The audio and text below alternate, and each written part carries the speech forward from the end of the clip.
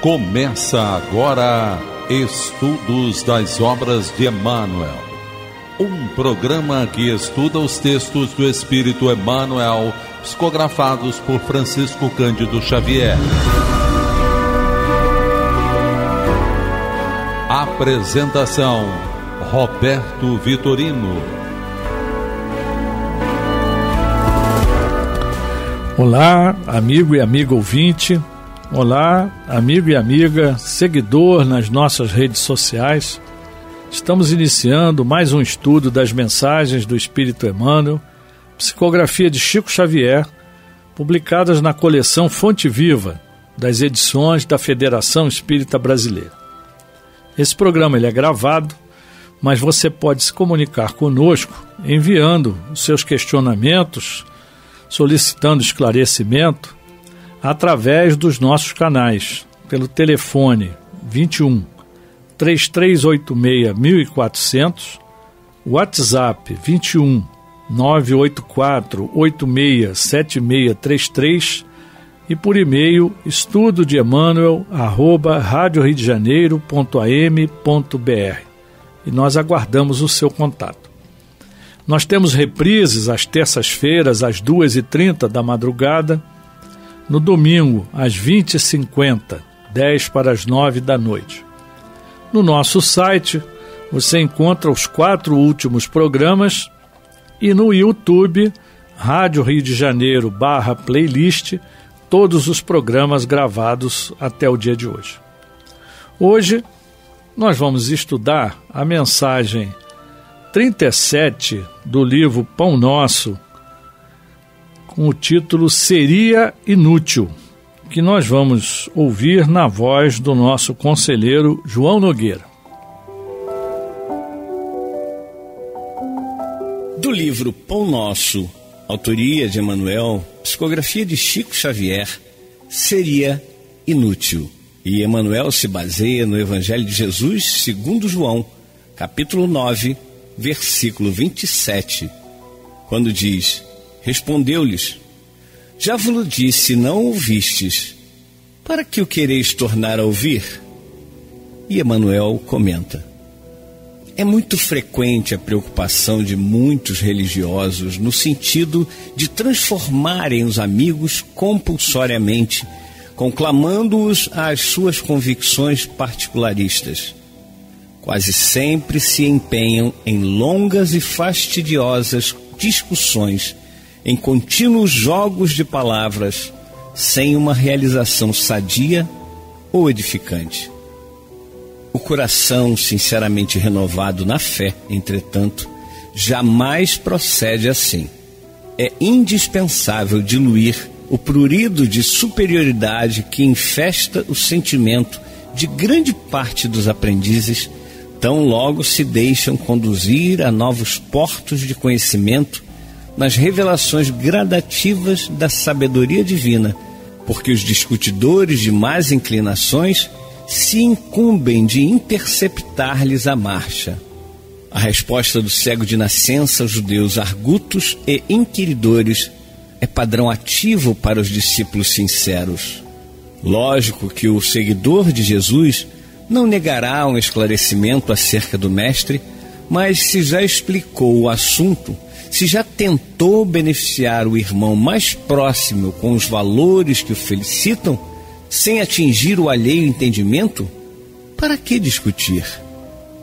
Se um homem ouviu a verdade e não a compreendeu, fornece evidentes sinais de paralisia espiritual. Ser-lhe-á inútil, portanto, escutar repetições imediatas, porque ninguém enganará o tempo, e o sábio que desafiasse o ignorante rebaixar-se-ia ao título de insensato. Não percas, pois, as tuas horas através de elucidações minuciosas e repetidas para quem não as pode entender, antes que lhe sobrevenham no caminho o sol e a chuva, o fogo e a água da experiência. Tens 1000 recursos de trabalhar em favor de teu amigo, sem provocá-lo ao teu modo de ser e à tua fé.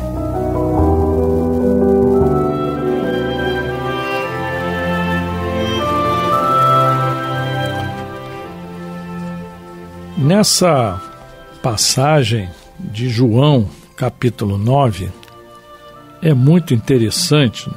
E o Emmanuel, como sempre, faz aqui uma série de recomendações, de advertências importantes para todos nós. Então, no Evangelho de João, capítulo 9, ele relata essa passagem do cego de nascença com Jesus. E eu vou ler aqui alguns trechos para que a gente possa entender realmente o que o Emmanuel quer nos passar.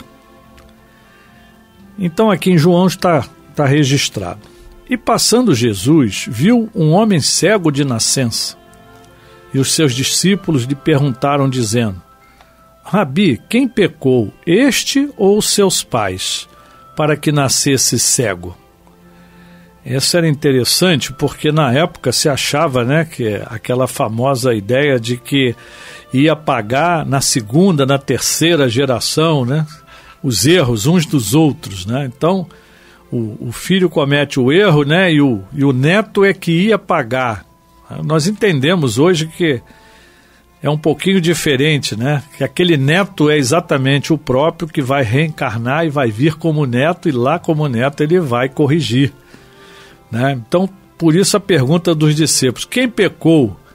Foi ele ou foram os seus pais, para que ele nascesse cego?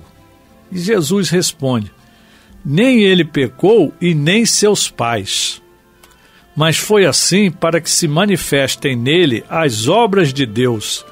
Então, interessante, né? Nós não podemos julgar as pessoas pelas aparências, porque nós não sabemos exatamente o porquê. Então, o jovem, cego de nascença, ele veio assim, não era para expiar nada, não era para corrigir nada, nem dele, nem dos seus pais, nem de ninguém anterior a ele, mas para se manifestar nele as obras de Deus.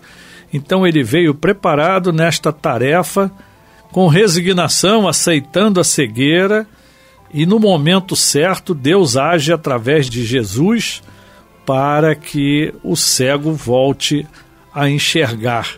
Então, aqui um alerta importante para nós: não julgarmos pelas aparências. Não importa o que aconteceu, o importante é que aquele irmão, se precisa de ajuda, a gente possa ajudar, sempre com boa vontade, tentar aliviar um pouco a sua dor, qualquer que seja a sua necessidade. E continuando aqui no Evangelho de João, Jesus ainda diz: convém que eu faça as obras daquele que me enviou enquanto é dia. A noite vem, quando ninguém pode trabalhar. Então as coisas têm que ser feitas na vista de todos. As coisas divinas, ela acontece para que todos percebam. A noite aqui representa a escuridão, né? A hora que está todo mundo dentro de casa, ninguém vai ver. Então as pessoas não percebem. E Jesus ainda completa: enquanto estou no mundo, sou a luz do mundo. Então é importante que durante o dia Jesus vai mostrar a luz para que todos nós possamos ver a manifestação da vontade divina através de Jesus. E tendo dito isso, Jesus então cospe na terra, com a saliva faz uma lama, um lodo, e unta com esse lodo os olhos do cego. E lhe diz, né? Vai, lava-te no tanque de Siloé, que significa o enviado, né? É o tanque de uma determinada pessoa. Foi, pois, e lavou-se e voltou vendo. Então Jesus fez ali aquilo que Deus mandou que ele fizesse para recuperar aquele cego, para manifestar a vontade divina. Então os vizinhos e aqueles que dantes tinham visto que era cego diziam: não é este aquele que estava sentado e mendigava? Uns diziam: é este. E outros: parece-se com ele. E ele dizia: sou eu. Diziam-lhe, pois: como se te abriram os olhos? E ele respondeu e disse: o homem chamado Jesus fez lodo e untou-me os olhos e disse-me: vai ao tanque de Siloé e lava-te. Então fui e lavei-me e vi. Então é interessante aqui destacar que ele relata exatamente o que Jesus falou para ele, e ele fez. Mas aí as pessoas perguntam, disseram-lhe, pois, onde está ele? Respondeu, não sei. Levaram, pois, aos fariseus o que dantes era cego, e era sábado, quando Jesus fez o lodo e lhe abriu os olhos. Tornaram, pois, também os fariseus a perguntar-lhe como vira. E ele lhes disse, pôs-me lodo sobre os olhos, lavei-me e vejo. Então alguns dos fariseus diziam, este homem não é de Deus, pois não guarda o sábado. Então aqui mais um ensinamento. Os fariseus não acreditaram, os vizinhos não acreditaram e foram questionando e ele repetindo a mesma história, exatamente como aconteceu, fiel a tudo aquilo que aconteceu. Mas as pessoas não acreditam. E aí foram buscar algum erro, né? E aí o que eles perceberam? Mas hoje é sábado, no sábado pode-se trabalhar? Para o judeu, para o hebreu, né, naquela época, o sábado era sagrado, não era para fazer nada. E mais à frente, nós vamos entender que Jesus também fala, porque é sábado a gente não pode fazer o bem? Então, o bem tem que ser feito sempre, todo dia, todo lugar, qualquer momento, né? E tomaram então isso, os fariseus, a perguntar-lhe como vira, e ele lhes disse, pôs-me lodo sobre os olhos, lavei-me e vejo. E aí eles falaram, né? Então ele não guarda o sábado, como pode um homem pecador fazer tais sinais? E havia dissensão entre eles, então eles queriam questionar. Em vez de observar que o cego enxergava, eles quiseram ver uma regra que aparentemente foi transgredida, né? E Jesus, com toda a tranquilidade, fez o seu trabalho, né? Tomaram, pois, a dizer ao cego, tu que dizes daquele que te abriu os olhos? E ele respondeu que é profeta. Os judeus, porém, não creram que ele tivesse sido cego. Então, como eles não conheceram ele antes, falaram, não, é mentira, esse cara não era cego nada, isso aqui é fraude, estão aqui fazendo aqui um teatrinho, né? Esse cara não é profeta nenhum, né? Esse camarada é um impostor. Então, uns reclamaram porque ele trabalhou no sábado, os outros já acham que ele não é ninguém, e fica aquela confusão toda, né? E aí, não contente, vão perguntar aos pais do cego, é esse mesmo aqui, o seu filho? É ele mesmo que nasceu cego? Porque agora ele está enxergando. E os seus pais lhe responderam e disseram, sabemos que este é o nosso filho e que nasceu cego. Quer dizer, mais um testemunho, mas as pessoas ainda continuam duvidando. Mas agora vê, não sabemos, ou quem lhe tem aberto os olhos, não sabemos. Então os pais também foram sinceros. Eles não viram, eles não sabiam o que tinha acontecido. E aí, a resposta deles é muito sábia. Tem idade, perguntai-lhe a ele mesmo, e ele falará por si mesmo. Seus pais disseram isso porque temiam os judeus, porquanto já os judeus tinham resolvido que se alguém confessasse ser ele o Cristo, fosse expulso da sinagoga. Então, mesmo que eles já soubessem, eles ficaram preocupados, porque se a gente disser, não, foi o Cristo, e aí eles não iam mais poder entrar na sinagoga, porque os hebreus ali não aceitavam de jeito nenhum que aquele era o Messias, que aquele é o Cristo, que aquele homem estava fazendo, entre aspas, os milagres, né, os prodígios. E aí chamaram ele novamente e perguntaram para ele, né, o homem que tinha cego, e disseram, né, os pais, dá glória a Deus, nós sabemos que esse homem é pecador. E respondeu ele, pois, e disse, se é pecador, não sei. Uma coisa sei, é que havendo eu sido cego, agora vejo. Então o cego o tempo todo, ele não julgou. Eu não sei se Jesus, aquele cidadão que me curou, se ele é pecador ou não, se ele está certo ou se está errado. Eu sei o seguinte, eu não vi, agora eu vejo. Não tem mais o que contestar. Em direito se diz, né, contra fatos não há como contestar, né? Não há testemunho, né? Tá lá, aconteceu, não há o que contestar. E aqui estava muito claro, né? Mas aí eles ainda dizem, e tornaram a dizer-lhe, que te fez ele, como te abriu os olhos? E ele respondeu: já vou-lo disse, e não ouvistes. Para o que o quereis tornar a ouvir? Quereis vós, porventura, fazer-vos também seus discípulos? Então o injuriaram e disseram: discípulo deles sejas tu, nós, porém, somos discípulos de Moisés. Então, quer dizer, eles queriam era arrumar briga, né? Então, ninguém aqui quer ser discípulo, a gente só está querendo esclarecer, mas se você quer ser discípulo, você vai e seja discípulo, porque nós, os hebreus diziam, né, somos discípulos de Moisés. Nós bem sabemos que Deus falou a Moisés, mas este não sabemos de onde é.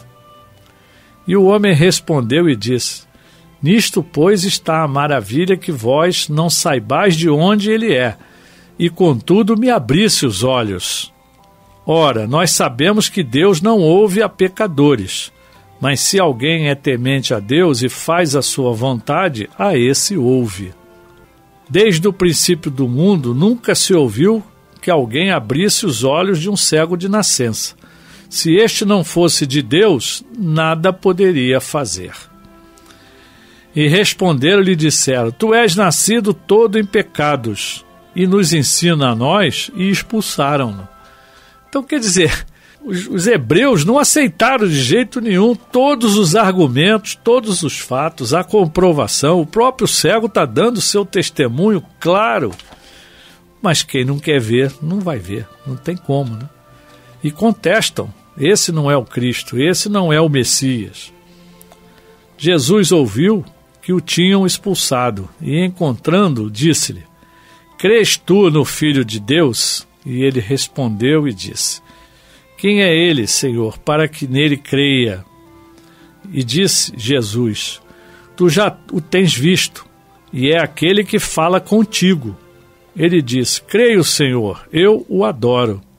E disse-lhe Jesus: eu vim a este mundo para juízo, a fim de que os que não veem, vejam, e os que veem, sejam cegos. E aqueles dos fariseus que estavam com ele, ouvindo isso, disseram: também nós somos cegos? E Jesus diz: se fosseis cegos, não terias pecados, mas como agora dizeis, vemos, por isso o vosso pecado permanece. Ou seja, o pecado de não acreditar naquilo que está sendo visto. Eles continuam teimando, fazendo errado, julgando, seguindo uma regra simplesmente por seguir a regra, mas não levando em conta a necessidade do irmão. O irmão todo satisfeito ali porque foi instrumento, perdeu a sua cegueira, voltou a enxergar, né? Quer dizer, passou a enxergar, porque ele nasceu sem enxergar. Então o irmão ali, numa verdadeira alegria, os pais o abençoando, e ele dizendo: nós sabemos que ninguém nunca fez isso. Se ele fez é porque ele é de Deus, porque quem não é de Deus não vai conseguir fazer isso. E mesmo assim, ainda brigaram com ele, expulsaram ele do templo, né? E Jesus deixa claro: aqueles que são cegos não têm pecados, porque não estão vendo, não tem nem como se julgar, né? Mas aqueles como nós que dizemos que vemos, o nosso pecado permanece. Enquanto nós tivermos esse orgulho, essa vaidade, né, de não aceitar que Jesus é o mestre de todos os tempos, que foi Deus que o mandou, que ele é o Messias prometido, então a gente vai continuar na nossa cegueira. E o Emmanuel, nesse texto aqui, seria inútil, ele retrata exatamente isso, né? Quando ele diz: é muito frequente a preocupação de muitos religiosos, que somos todos de todas as religiões, no sentido de transformar os amigos compulsoriamente, conclamando-os às suas convicções particularistas. Nós queremos obrigar as pessoas a pensarem como nós pensamos, a acreditarem naquilo que a gente acredita, naquilo que a gente estudou. Não posso obrigar uma pessoa a aceitar nada. Eu posso dizer, eu posso dar exemplos, eu posso mostrar o cego que voltou a enxergar, mas eu não posso fazer ele aceitar isso. Eu tenho que respeitar a cegueira dele, o momento dele de não conseguir entender, de não conseguir fazer. E Emmanuel diz, quase sempre se empenham em longas e fastidiosas discussões, em contínuos jogos de palavras sem uma realização sadia ou edificante. Ou seja, se discute, e é famoso, né? Discutir religião e política é bobagem. Ninguém vai chegar a acordo nenhum. Não adianta eu querer convencer o outro do que eu penso e o outro querer me convencer. Isso não leva a nada. E aqui o Emmanuel nos deixa bem claro. O coração sinceramente renovado na fé, entretanto, jamais procede assim. Quer dizer, nós que já temos o nosso coração renovado na nossa fé, que já sabemos, que já acreditamos, nós não temos que violar o livre-arbítrio de ninguém. Nós temos que respeitar o irmão, nós temos que querer transformá-lo de maneira nenhuma. Nós orientamos, mas não podemos forçá-lo a nada. Então, essa nossa posição de superioridade, né, que ainda está na maioria de nós, aprendizes, ela tem que ser vencida, né? Quando a gente consegue entender o conhecimento, quando a gente consegue receber, ele diz aqui, gradativas, né, as revelações gradativas da sabedoria divina, porque os discutidores de más inclinações se incumbem de interceptar-lhes a marcha. Então nós vamos ficar aqui discutindo à toa, porque vai ter sempre alguém contestando.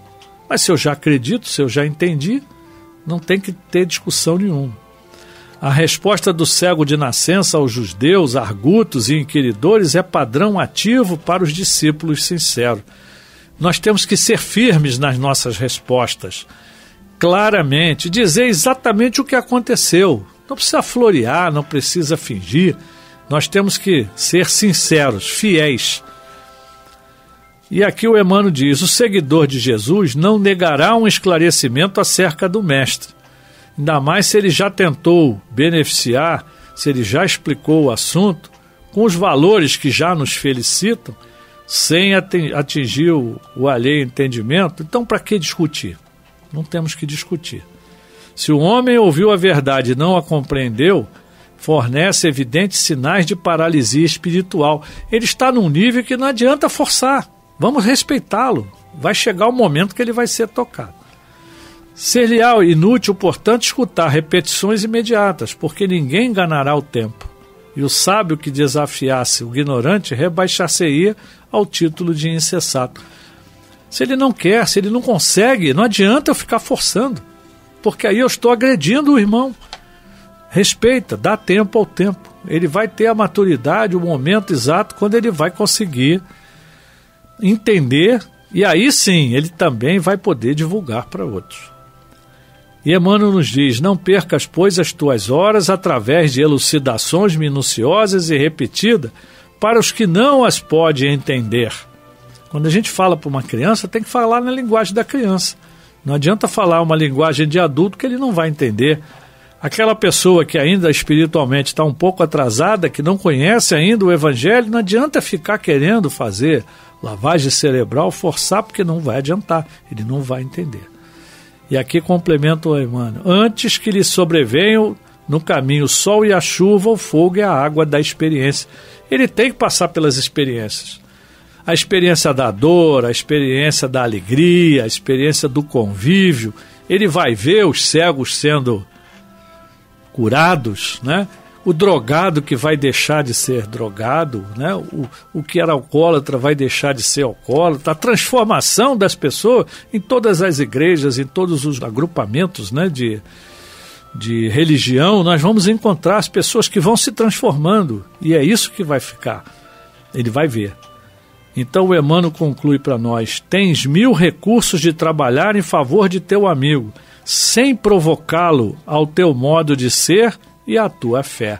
Então não tem que obrigar ninguém a nada, ele não tem que pensar como eu, ele não tem que ter a fé que eu tenho. Até porque tem outros que estão muito mais evoluídos do que nós, que estão respeitando a nossa ignorância ainda em tantas coisas. Então, Jesus nos respeitou quando veio aqui e nos deu o exemplo. Ele foi mostrando com parábolas, com histórias, para que a gente pudesse entender, e até hoje a gente repete as histórias, os profetas estão aí e a gente ainda não aprendeu. Então, vamos respeitar os nossos irmãos, orar por eles e fazer a nossa parte, que já estamos fazendo bastante. Meus irmãos, muita paz. A Rádio Rio de Janeiro apresentou Estudo das Obras de Emmanuel, um programa que estuda os textos do Espírito Emmanuel, psicografados por Francisco Cândido Xavier.